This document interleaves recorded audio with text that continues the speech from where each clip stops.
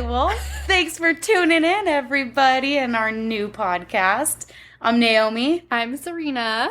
And this is Weird Mythic, a podcast about weird things. It's a podcast about odd, supernatural, paranormal stuff. Some facts that we found on the internet, so... You know the internet. All right, let's go. Today is our first episode. Yes, and so we're going to start talking about, each of us chose a cryptid to talk about for our first episode. If you don't know what a cryptid is... Oh, I have a definition here. Okay. Webster's dictionary says... An animal that has been claimed to exist, but never proven to exist. So yeah, we each chose one. Yeah. I'm going to go first, and I'm going to talk about the Thunderbirds. Right. All right, so...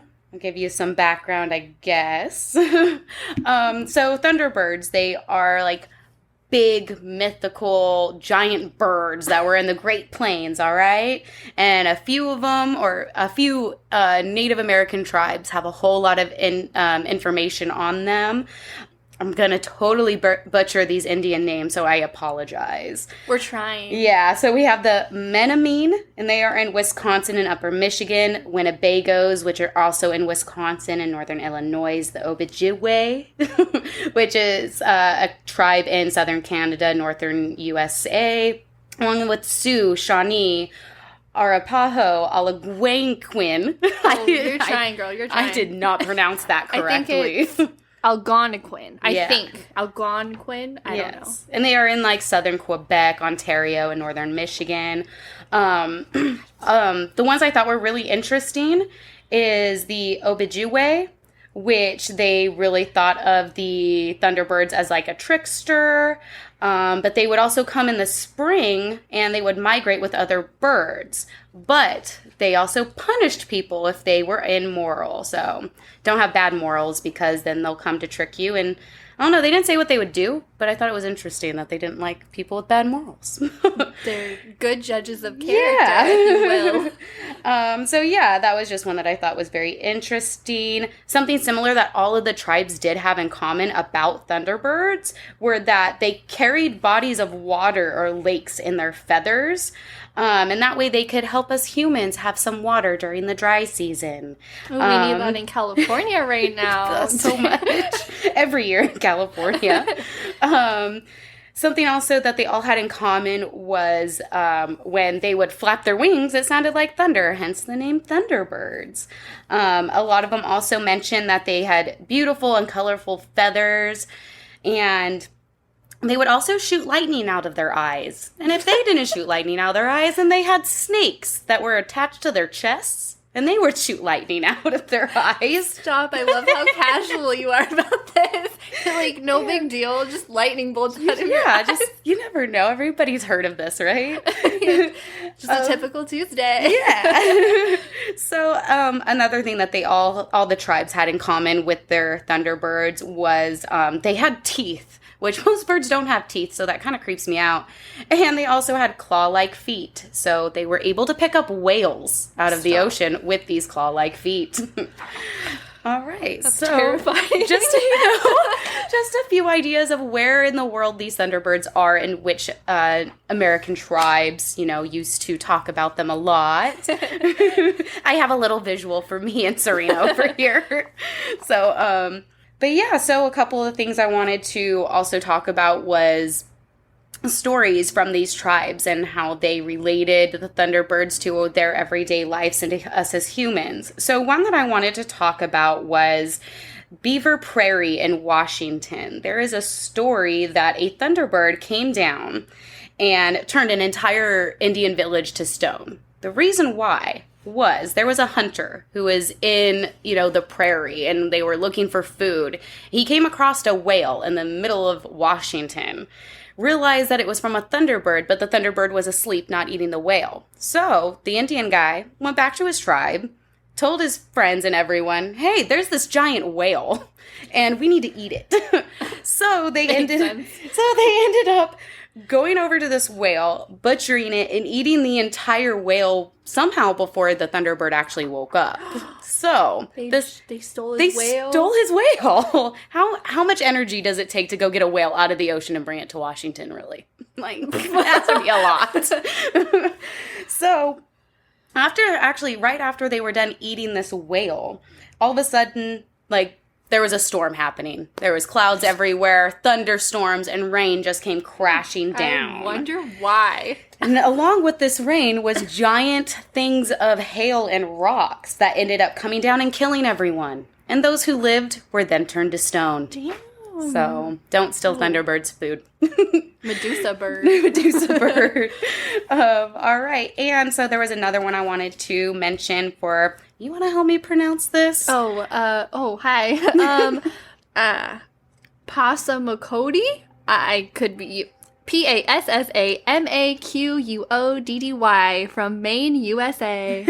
Yes. So, that American tribe, which was in the northern eastern part of U.S. and Canada, they have a story of a couple of hunters or Indian warriors. They went out in the search of the origin of thunder, was the whole reason for their hunt and origin for getting out and finding where the hell thunder comes from. Apparently, they traveled north from where they were in Canada, and they came across a big mountain range that the rocks were actually colliding and separating. So they decided to go ahead and go through this colliding mountain range. Because that is a good idea. Yep. So only one made it through out of the two. Mm-hmm. And it was actually the first guy. First guy made it through fine. Oh, everybody else was like, we got this. The second guy who came through didn't make it, obviously. He was crushed. So this Indian warrior went through all the crushing rocks, made it, and got to the other side of the mountain. And he notices this other village and a bunch of their, what they're called wigwams. They're actually, not teepees, but it's like their dwelling, their homes.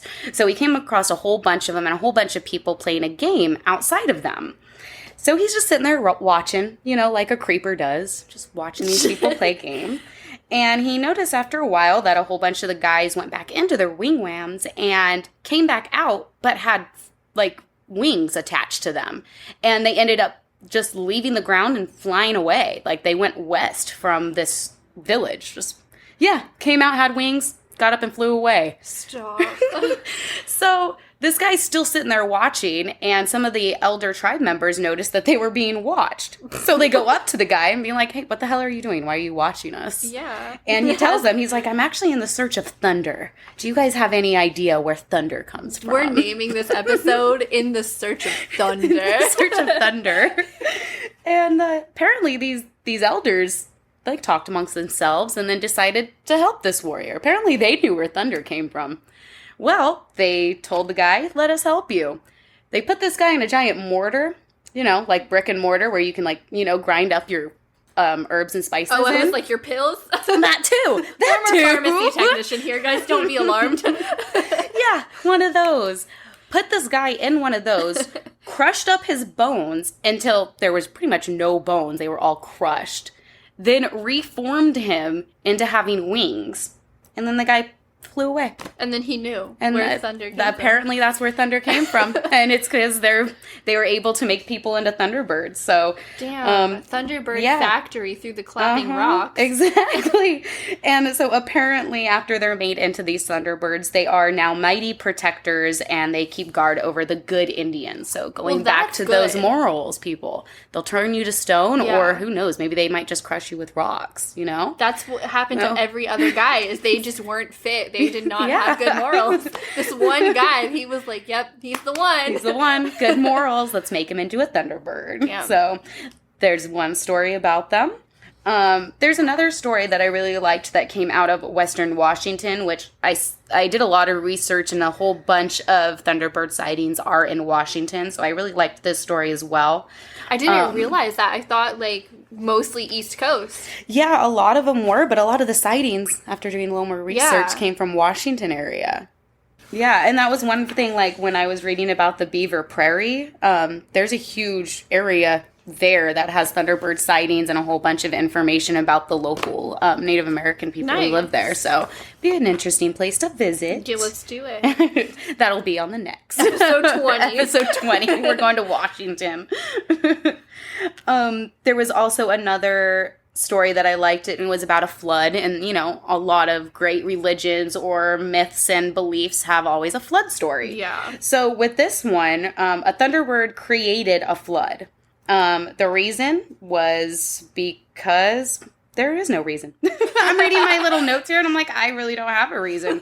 But he was angry was the only thing I could find. Because he wanted to. Yeah. Well, it's those bad morals. Yeah. You do floods to get rid of all the bad moral people, right? Mm-hmm. Right? We're not serious. Anyways. So it was an angry Thunderbird, and he made it rain in this western part of Washington for 4 days. And the Quillette people were pretty much just in these boats for 4 days. I'm sorry. I'm going to have to correct she has to correct here. me. This is the Quileute people from Twilight. Oh, gosh. Can you repeat that, please? Never got properly compensated, mind you. The Quileutes. The Quileutes. The Quileute people. Yeah. So they were sailing around when this flood. There was no landmarks, nothing. They were just blindly sailing after all this rain came. So rained for 4 days, flooded for 4 days. When they finally were able to see any sort of land, they realized their entire tribe was just... everybody was gone. Like, everybody was dislocated. Nobody was in one part. So then they became 2 different tribes with the Chimakan. Mm-hmm. Close enough. Yeah. So, and it was just one of those, they were all displaced, so they became more than one tribe. But after those 4 days, the Thunderbird thought it was all right for it to stop raining. So, said enough's interesting. Enough. Yeah. But a lot of, the unmoral people, or immoral. Yeah. Totally unmoral. It's okay, fuck those people. So he's like the Thunderbird is like the Dexter of cryptids. There you go. Yeah, justified. He's got his reasons. Got the reason. We don't assume genders here on Weird Mythic. On Weird Mythic, we don't assume. Nope. All right. And one of the last stories I kind of wanted to talk about where a Thunderbird saves people. Oh, yay. So I wanted to also end this. And they're also protectors. So even though they don't agree with some of the, human morals when we're not being morally right, mm-hmm. they also protect us in times of need. So lovely. I have no stories like that. So this one comes from the Sioux tribe in North and South Dakota, Minnesota, and Montana. They're also in Saskatchewan. I just wanted to say that word because you never get to say Saskatchewan enough. I'm here for it. The Thunderbird is according to the Sioux tribe, Thunderbirds are the grandson of the Great Sky Spirit. And the Great Sky Spirit brought all humans to existence. But while the Great Sky Spirit was creating humans in the land we live on, the Water Spirit became involved. And the Water Spirit doesn't seem as nice as the Great Sky Spirit because he thought of humans as parasites. So he didn't want us on Earth at all. They, whatever water spirits, he just wanted water spirits around him. Like humans, we were parasites.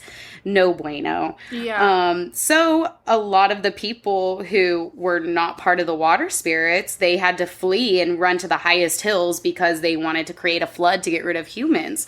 So the Thunderbird decided to make lightning and open up the earth. So he shot lightning down at the earth, opened it up, and all of the water spirits and all his followers fell into that hole. And that's where they've been this whole time. Damn. Yeah, because of the Thunderbird. Otherwise, people would be dead because the water spirits didn't want us here. Yeah, Thunderbird had them go away and saved us all. So thank you, Thunderbird. Thunderbird 1, water spirit 0. Exactly. All right, so I know I went through those pretty fast, but I really wanted to get to Thunderbird sightings because, that's what we came here for. We want to know if these things are still being, seen around. I found plenty of, evidence saying that these people really did see this, and it's documented, and we'll post, it's our sources. Internet. We'll post our sources to our website. Yes. So, one of the first recordings was actually in 1838. But with this one, it was this girl in the Swiss or French Alps. I can't remember exactly which Alps it were. But this 5-year-old girl, her name was Marie Delou. She was picked up by this giant eagle in 1838 and was gone. They didn't find her for 2 months. Whoa. After those 2 months, they found her half-eaten.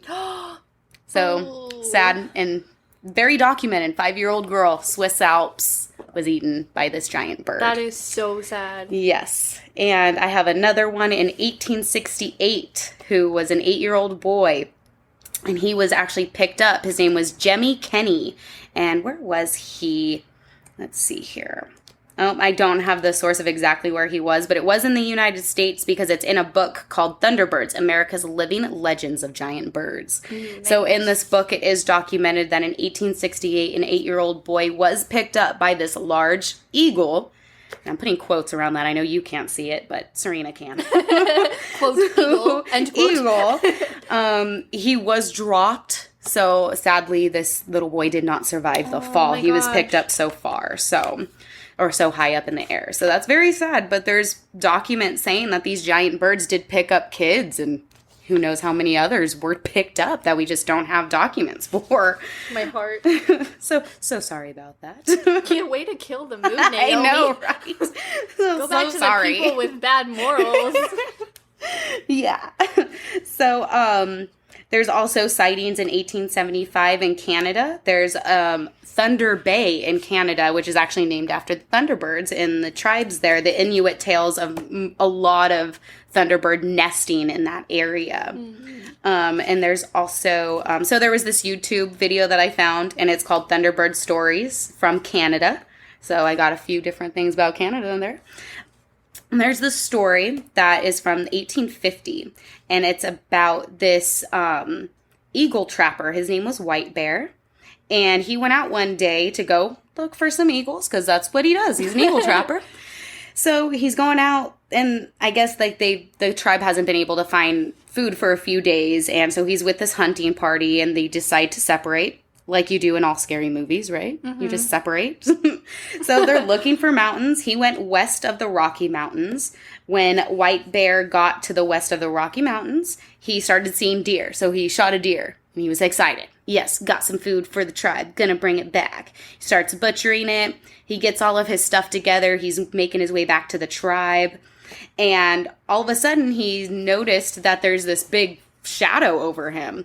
And then he's picked up. Ooh. Dude is picked up with all the deer meat and everything with him. And he is dropped into a nest, into a giant nest. He says it was a Thunderbird, dropped him into a Thunderbird nest. He ended up taking the feet of the baby Thunderbirds, jumping out of the nest to the ground. Stop, he used it as like a parachute. Yeah.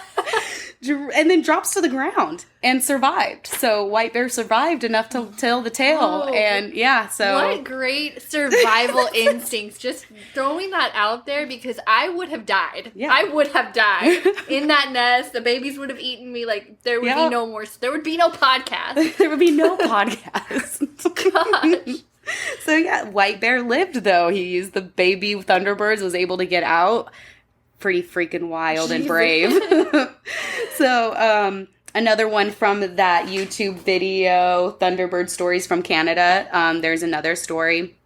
It's in Alberta called the Canadian Rockies. In 1925, a few hikers had saw this giant brown bird in the sky. And they said it dropped something. So they went to go investigate what it dropped. And it was this deer. It was a giant brown deer that was dropped from the sky. They ended up getting the Parks Canada officials out to take a look. They agreed it was this mule deer that weighed about 15 pounds. But it was dropped from the sky, and yeah, they said it was a giant brown bird that dropped it. I don't know why it would drop it, not pick it back up. But he was like, I'm good. Who knows? But within that same year, in 1925, there was another group in West Quebec that noticed a giant white and gray bird that same year flying over. So, wow. Canada, you got some giant birds out there. And few other sightings. I have one in 1977 in Lawndale, Illinois, by a 10-year-old boy who was picked up, but he survived. He didn't die. This boy survived. Okay? Thank you for that one. So, but he was picked up. He was dropped from about 2 feet from the ground, so he wasn't hella high up like the other ones, obviously. Yeah. A lot of witnesses honestly thought that it was a giant turkey vulture, which could be like a condor. We have giant Don't they condors. have, I was going to say, their wingspan's pretty big. They're huge, yeah. So a lot of people think that was probably a vulture or a condor, but this boy was picked up, and there's plenty of witnesses, so... We're going Thunderbird. I'm thinking Thunderbird.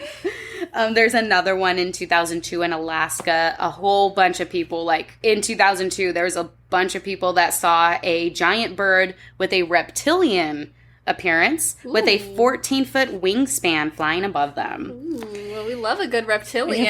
Right? And then also in Alaska, there was more sightings between 2002 and 2018. Just this giant black bird flying over southeast Alaska. There was multiple sightings of it.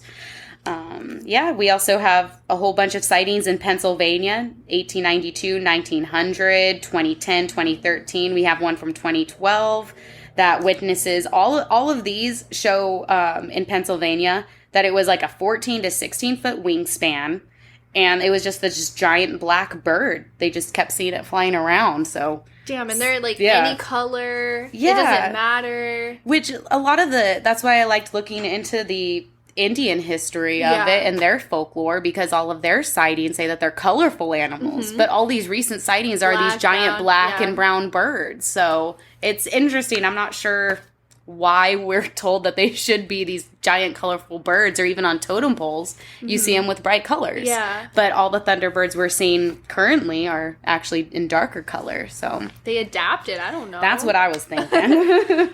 And then we have a whole bunch of other sightings in the Nevada area from 2001, 2010, 2020. Ooh. And the one that I like, there is one from 2021 in Nevada. Oh, wait, no, not Nevada. This one's in Pennsylvania. Sorry. 2021, Pennsylvania. You're a couple states off, girl. I'm a few states off.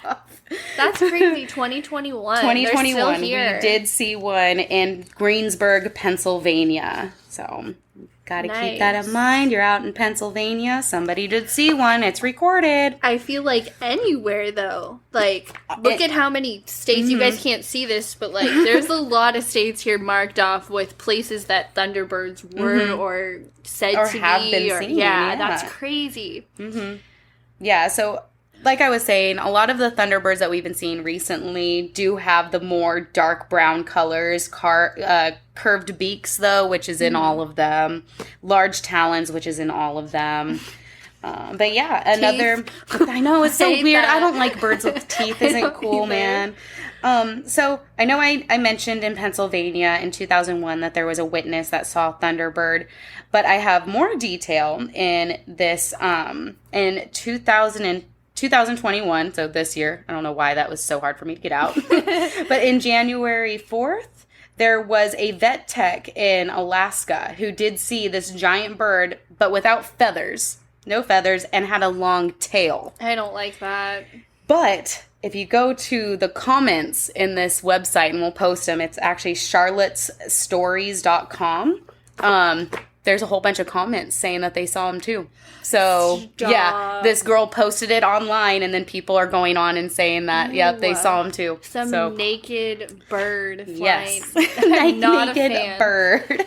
Okay, and the really big one I wanted to talk about. So, Serena, I hope you've seen the picture. Have you seen the giant picture of, like, guys in Tombstone with the giant Thunderbird? Have you seen that photo? No, I was waiting for you to teach me everything. Okay. I did no research. There's this insane photo that's been going around for decades, like, since the 70s. We'll post it on our Instagram for sure. And so it's, like, these guys in the 1800s that killed and shot this Thunderbird, and there's photographic proof. I feel like maybe I did. It's, like, black and white. Yeah. I feel like I have seen the picture maybe, like, a long time ago when I got down a hole one night, but not recently. So, I wanted to talk about that because it's one of the most popular ones.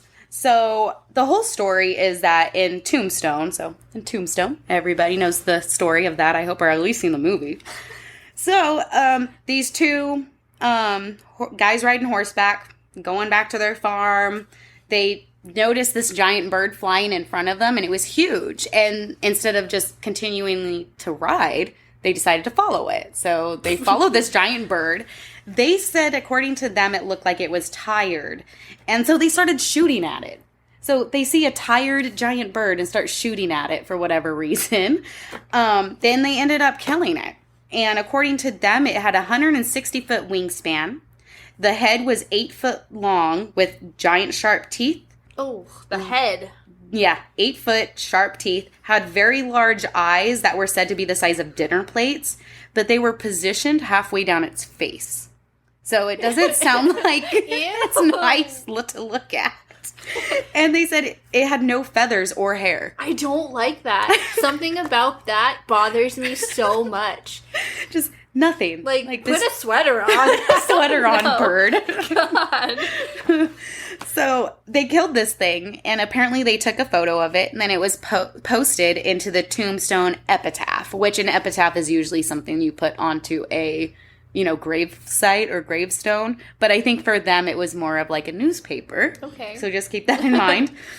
So the article was posted in 1890, but there's no photo to go along with this article at all. It wasn't until the 1960s when this guy, what is his name? Jack Pearl. This guy named Jack Pearl in the 1960s swore up and down that there's a picture to go along with this. And he said that it was from 1886.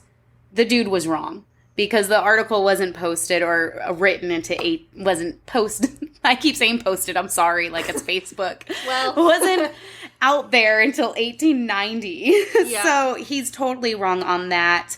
And when he came out saying that he knows there's a photo, he brought a photo and said this is the photo that he found it. So people who worked at this newspaper still had all the archives from the 1800s. They went back into the archives. They couldn't find any photo to go along with this. So I'm saying it's a fake photo. 100% it's a fake photo. I'm not saying the story is fake. The story could totally be real. You never know. Everything comes from something. It doesn't I don't know. Yeah. But there's some really interesting theories on that photo. A lot of people think that, one, it could be a fake. Yeah. One of my favorite ones that I found, people think of time travel. That's my favorite. Somebody didn't want us to know about this giant Thunderbird back in the 1800s. So somebody came from the future to destroy the photo. Or Mandela effect. That's the next one. Thank you, Serena. I have it right here. Yes. Mandela effect. Like the Monopoly guy and his monocle or Curious George and his tail. Exactly. It never really happened. And that's an episode in itself, honestly. We gotta talk about it. Oh, yeah, the Mandela effect. Yeah. I'm definitely down. So I kind of wanted to throw some stuff out there also. If you watch Ancient Aliens, there is an episode on aliens in the Old West, and they talk about Lake Elizabeth and Lake of the Devil, where there's possibly a Thunderbird living in the lake. Yeah, that makes sense. Yeah, and then I actually have never watched Monster Quest, but they have an episode called Birdzilla. And it's about Thunderbird sightings in Alaska. So wanted to get that out there as well. A couple things I also found were in the Middle East, in the tale Arabian Nights. There's tales of this, it's called Roc, R-O-C, and it's this giant bird that lives on an island that used to pick up elephants and eat them. We're going global. So there is also that. So that is my Thunderbird story. I actually had a whole lot more, but I need to shorten my stuff. So yeah, I hope you guys got all that information, and I thought it was interesting. I love that story. Totally looking out for these giant Thunderbirds and making sure I have good morals so they don't turn me to stone. Yes. Specifically. Yes. All right. Well, thank you guys. I want to send this over to Serena now. So I chose the Pukwudgie. Pukwudgie. Doesn't it sound cute? It just sounds adorable. They're not. Oh, the little Pukwudgies. No, they're like little fucking shitheads. Okay. So, all right. The name Pukwudgie translates to person of the wilderness. They're thought to be one of the oldest mythical creatures in North America, and they date back to long before colonization, okay? Same as the Thunderbirds. They're featured in folklore of many Native American tribes. One of the tribes I'm going to talk about is the Wampanoag, which I know Thunderbird is present in theirs as well. And this is from present-day Massachusetts. Cool. I say that word so we're sorry, Massachusetts. Massachusetts. Naomi says it weirder. All right, so here's the origin. So we're going to talk about the Wampanoag origin because every tribe has a different origin story. But this is the one that I'm going to focus on today. So legend has it that they originally got on really well with humans. So they were living in harmony. We were chilling, we're friends. And then the humans, they had this relationship with a deity called Mashop. I hope I'm not butchering that. And he was the creator of Cape Cod. And the Pukwudgies were very jealous of this relationship. And then ultimately, they turned on the humans. Okay, so that jealousy eventually turned to mischief, as it does. Yeah, jealousy. Yeah. Gotcha. So bad that the Wampanoag tribe actually met with Mashop's wife to talk about the Pukwudgies. They're like, we need help. Like, these little fuckers are... We're not enjoying our time right now, okay? Mashop then exiled the Pukwudgies in a not nice way. They were spread out throughout North America. A lot of Pukwudgies died. Oh. Yeah. He just, threw them out. He was like, GTFO, you're... Good luck. Here you go. Get out of here. Kick rocks. All throughout North America. Oh. Some of the Pukwudgies found their way back. They were pissed. Okay. To say the least. To say the very least. They started stealing children, burning down villages, and leading those that were lost in the woods to their death. Oh my god. So these are not nice. No. They have such cryptids. A cute name. Very misleading, okay? Very misleading. And that's just one of their names. They have multiple. That's the name I'm going with. It's the most common one. But they're back. They're creating chaos and killing wreaking people. havoc. Yes. Mashop sent his 5 sons. He was out. He was on vacation. He was not in the area. He sent his 5 sons to do his dirty work. Of course. Get rid of these Pukwudgies. But unfortunately, they were no match. The Pukwudgies killed Mashop's 5 sons. So these gods were defeated. Deities were defeated by a Pukwudgie. Yes. These are not good gods. They need to step their children. game up. They're the deities' children. I don't know. Step up your game, okay? Some legends say that they also killed Mashop because shortly after this, he just disappeared from the Wampanoag legends, mythos. He disappeared. These Pukwudgies no longer have a healthy relationship with humans for good reason. So that's the legend of origin, how they came to be. And let's talk a little bit about what they look like. Please. They're not cute. So they're not like my giant birds that can have pretty feathers, but the ones we see are ugly looking. No. These are humanoid creatures. They're about 2 to 3 feet tall, little tiny things, almost Naomi's height. I'm a little taller than a Pukwudgie, okay? They have human-like features, but then their ears are larger, their nose. Oh, so it looks like me. Got it. Their skin is gray and smooth. Their skin sometimes glows, and they have quills running down their back. So I'm thinking a human porcupine type deal, right? They have a sweet floral scent that'll just draw you in. They've been compared to trolls, goblins, that type of thing. So they're just not cute. No.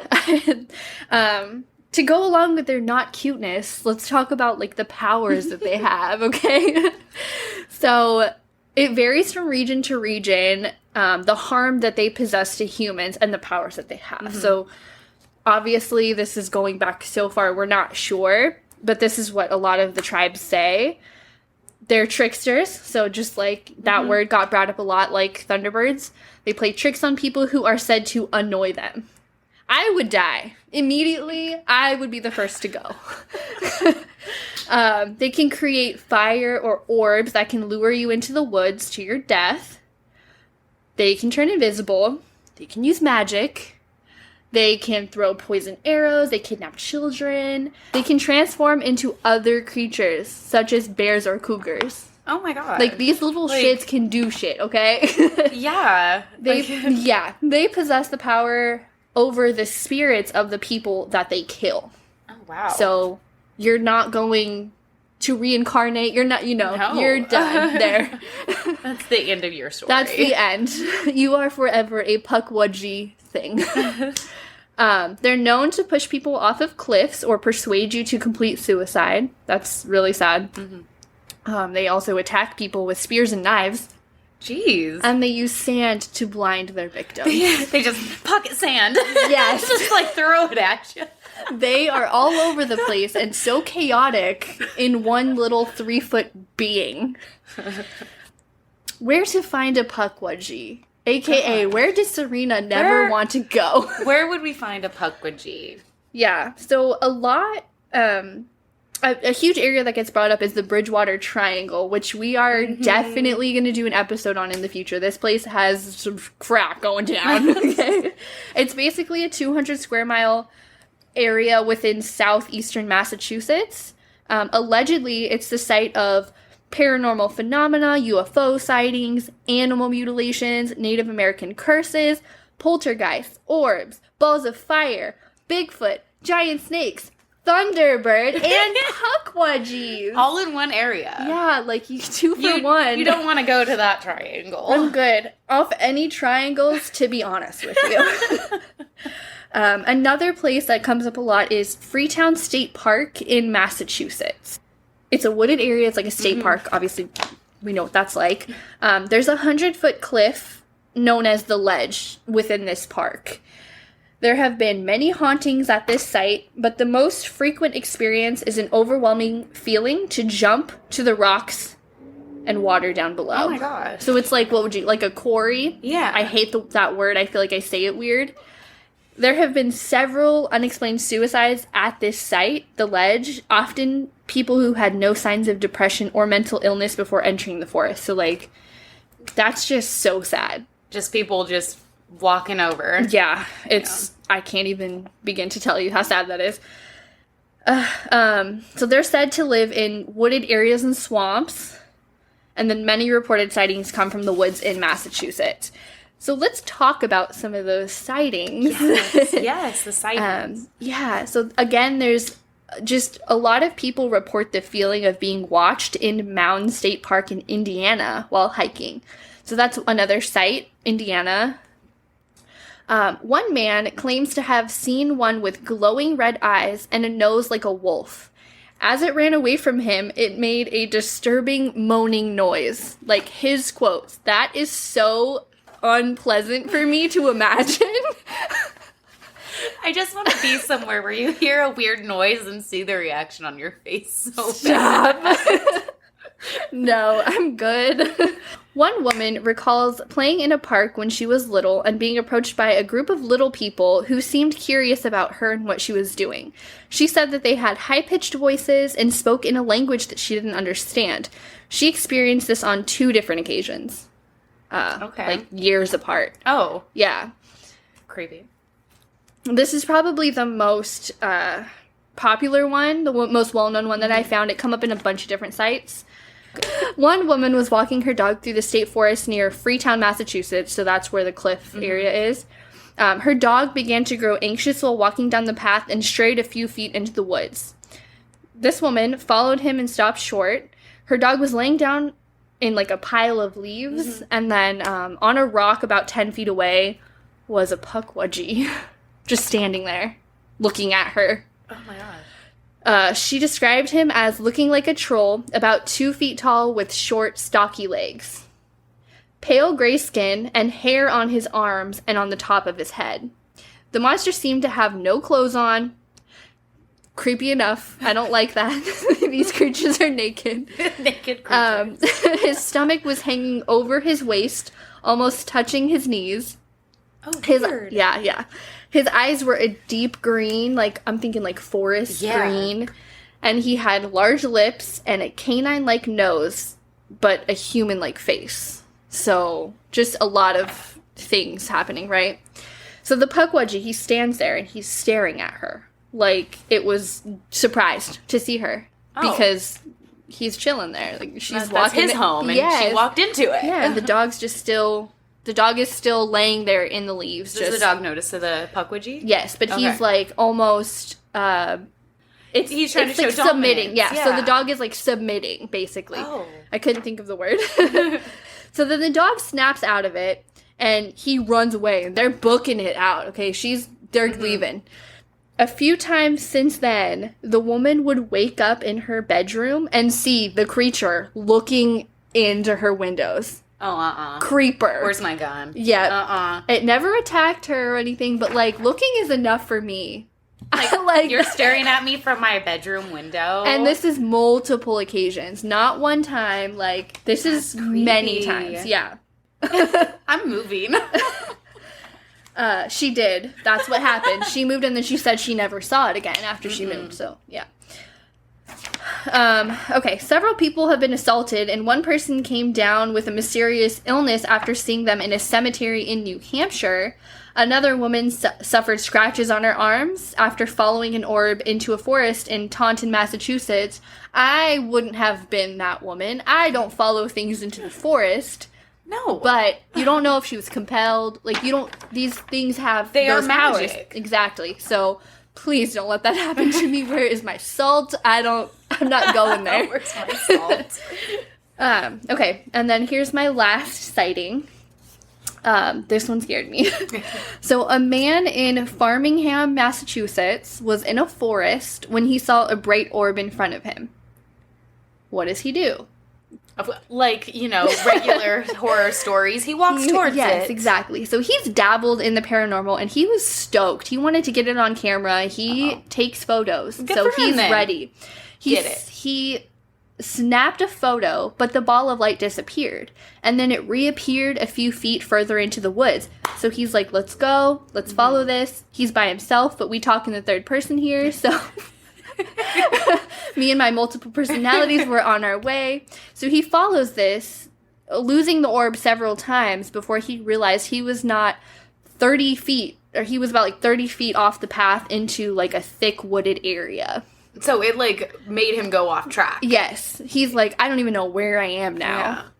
Yeah. He became frightened, and he slowly started making his way back to the path when a 2-foot man just appeared in front of him and started walking towards him. When I tell you my soul would leave my body. You're walking along the forest, and then a 2-foot man just appears in front of you with quills on its back. Yeah. Like, I'm dead. And he's naked. I don't want to deal with any of that. No, I'm good. I did not consent. So he turned, obviously, and ran away. He looks back, and the figure started moving back into the woods. He said the creature moved like a human and stood on 2 feet. So he's just, right? Okay. Mm-hmm. Is that the end of that interaction? No. I would hope so. It's not, unfortunately. Of course not. Not here on Weird Mythic. Yeah, more to the story. So, a few years later, so it's been years, this man was sitting in his car in a parking lot near that same forest. He had the radio on. He was listening to it almost at a whisper. So he's just background noise. It's very low. He was waiting for a friend, and he checked the rearview mirror to see, like, hey, is my buddy coming? Only to see the same small figure of a man. This little 2-foot motherfucker, okay? Every detail was exactly the same, and he stood there just watching him. The radio then starts blasting, and he pulled out of the parking lot and drove home. What song was playing? I don't know. Hopefully something good. I want to know what it was. But just, that's another instance where my soul would leave my body. Loud noises freak me out. And your radio just starts going. Dude, after you see this weird, naked, 2-foot thing. With like a beer belly. Like, not just a beer belly, but a beer belly hanging low. Low. It's covering. They don't know if he's naked or not, but his belly's low enough that it doesn't matter. I don't know about those things, man. Yeah, so that freaks me out, and that's the end of my story. But, what do you do if you see one of those things? Field goal, just kick it. I don't know. Not annoy it? Not open my mouth? I don't know. Because I'm going to be asking, what are you doing here naked? Yeah, that's not... 1, why are you here? 2, why are you naked? My first question would be, why are you naked? But hey, we're different people. I guess so. I want to know why you're here naked. Yeah, that's crazy. I think I'm more scared of the Pukwudgies. Yes, I am too, because I feel like I have a chance, to fight off a Thunderbird. Like, I don't know if I could fight off the Thunderbird. I could dodge a little bit. But I could at least get into a house, into a car, drive away. Drop flat on the ground. I don't know. Roll, tuck and roll. Like a Thunderbird, tuck and roll. Yeah, stop, drop, and roll for the Thunderbird. Same as a fire. Just get out of the way, But a Pukwudgie, what are you going to do? They can apparate. They can, reappear. They're magical. They have poison darts. I am almost 6 foot tall, and this 2-foot creature scares the shit out of me. I'm 5 foot tall. This 2-foot creature scares the hell out of me. I don't know what I would do. So that's that story. Yeah. I think Pukwudgies are a little creepier. Yep. I think if I physically saw a Thunderbird, I would definitely be scared. I would just be like, oh, that's really cool. Yeah, and hopefully it keeps flying, right? But I don't want to see one swoop down and take a kid like those few stories I read. I definitely don't want that. Yeah, that's really bad. But then these things also kidnap children. Yeah, that's what I keep saying. So you just can't win here. I don't know. Pukwudgies are pretty freaking scary. I think they are, too. I agree with that. I think they're both terrifying, and I hope that we never encounter one of those in California.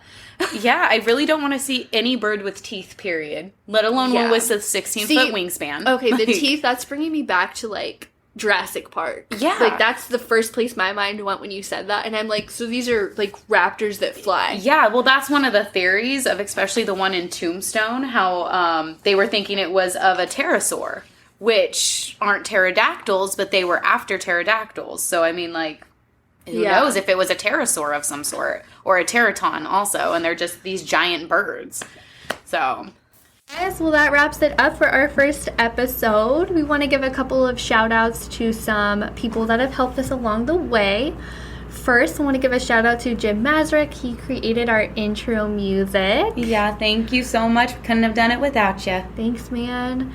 And second, I do want to give a shout out to my cousin Lacey at Huron in Maine. She created our lovely logo. Thank you, cousin Lacey. It's beautiful. Miss you, girl. Right. We do have social media. We are Weird Mythic Podcast on Instagram and Weird Mythic on Twitter, as well as Facebook. We are facebook.com/weirdmythic. If you guys have any personal experiences or encounters with supernatural things, or even just stories that you would like us to cover, Recs for future episodes, you can send us an email at weirdmythicpodcast@gmail.com. Yeah, then again, thank you guys for listening. We really appreciate it. Something that we mentioned earlier in the episode was about the Quiute tribe. Quileute tribe. I still can't pronounce it, sorry. We were on their website, and come to find out they have this project going on. So for the Quiute tribe of La Push, where their schools and other resources are is just in a bad area that could possibly be flooded at some point. So they're raising money to move to higher ground. So if you could go to mthg.org, possibly do a donation or just do some research on it to help them out, I'm sure it would be greatly appreciated.